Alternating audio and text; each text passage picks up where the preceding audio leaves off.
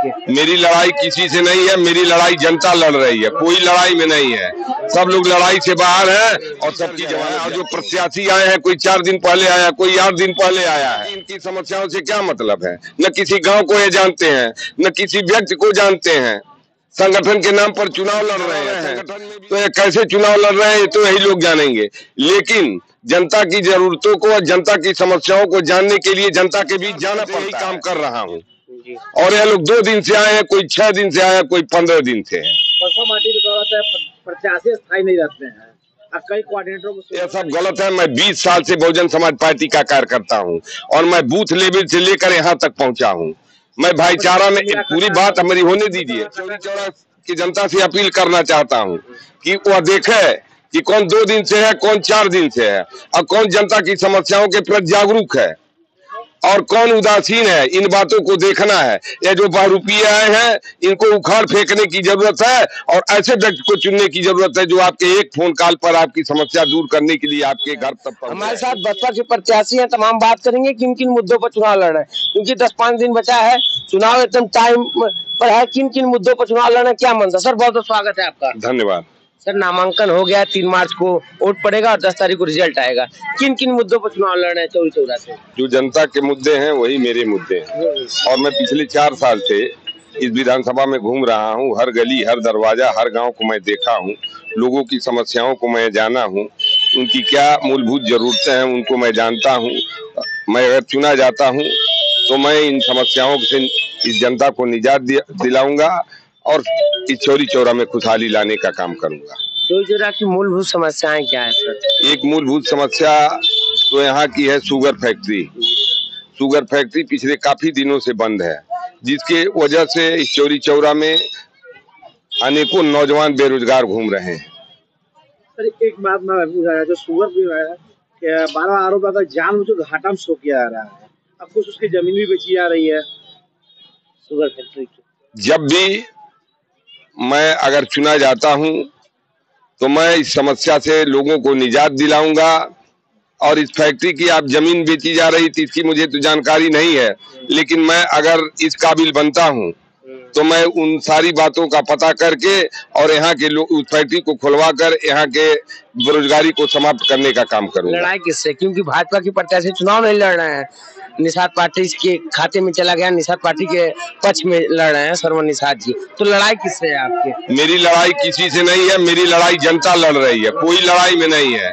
सब लोग लड़ाई से बाहर हैं और सबकी जमानत जब्त होगी। देखा जाता है कि यहाँ बाहरी प्रत्याशियों को बुलाना चाहते रहा, क्या हो जाए इसकी? ये मैं कैसे बता सकता हूँ? ये तो आप जो राष्ट्रीय अध्यक्ष लोग हैं उनसे पूछिए कि क्यों बाहरी प्रत्याशी देते हैं, और बाहरी अंदर की बात नहीं है। आप बात कीजिए यहाँ की जरूरतों की, यहाँ की मूलभूत समस्याओं की, यहाँ यहाँ के लोगों का जीवन स्तर ऊपर उठाने की बात कीजिए। सुनिए पूरी बात। बरहमपुर का रोड हो गया, सदानगर से इस्लामपुर, अभी भी रोडों की स्थिति बहुत जर्जर है। यहाँ की रोडों की स्थिति भी जर्जर है। और जो प्रत्याशी आए हैं, कोई 4 दिन पहले आया, कोई 8 दिन पहले आया है, और जनता की इनकी समस्याओं से क्या मतलब है? न किसी गांव को ये जानते हैं, न किसी व्यक्ति को जानते हैं। संगठन के नाम पर चुनाव लड़ रहे हैं, संगठन में भी तमाम प्रकार की दरारें हैं, तो ये कैसे चुनाव लड़ रहे हैं तो यही लोग जानेंगे। लेकिन जनता की जरूरतों को और जनता की समस्याओं को जानने के लिए जनता के बीच जाना पड़ता है, जिसको मैं 4 साल से यही काम कर रहा हूँ। और ये लोग 2 दिन से आए हैं, कोई 6 दिन से आया, कोई 15 दिन से है। प्रत्याशी स्थायी नहीं रहते हैं, कई कोऑर्डिनेटरों को शोषण करने का आरोप भी लगते रहते हैं। यह सब गलत है। मैं 20 साल से बहुजन समाज पार्टी का कार्यकर्ता हूँ और मैं बूथ लेवल से लेकर यहाँ तक पहुँचा हूँ। मैं भाईचारा में, पूरी बात हमारी होने दीजिए, मेरी बात पूरी होने दीजिए। मैं 2 बार भाईचारा में कोऑर्डिनेटर था, 2 बार जिले का उपाध्यक्ष था, 1 बार मैं जिले का कोषाध्यक्ष था, 2 बार फिर गोरखपुर और बस्ती मंडल का मैं कोऑर्डिनेटर बना भाईचारा का, और अंत में मैं मुख्य सेक्टर प्रभारी गोरखपुर मंडल का था। तो यह कहना आपका गलत हो गया, कोऑर्डिनेटर गलत करते हैं। आप क्या करते हैं?